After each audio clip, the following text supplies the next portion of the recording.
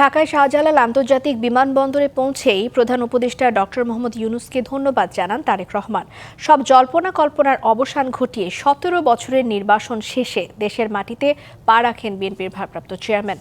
এক আবেগঘন পরিবেশে দলের পক্ষ থেকে তাকে স্বাগত জানান মহাসচিব মির্জা ফখরুল ইসলাম আলমগীর সহ দলের সিনিয়র নেতারা। তারপর ভিভিআইপি লাউঞ্জে কথা বলেন তাকে স্বাগত জানাতে আসা পরিবারের সদস্যদের সঙ্গে।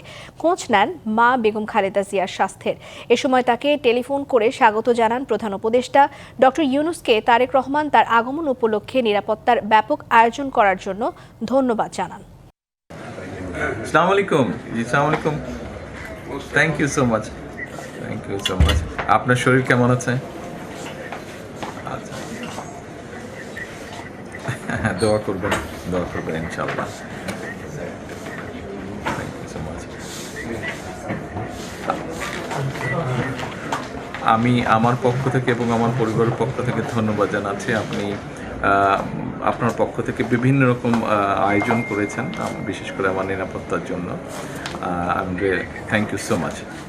থ্যাংক ইউ সো মাচ সব রকম আয়োজনের জন্য। RICL TMX, যুগের পর যুগ স্থাপনা থাকে মজবুত।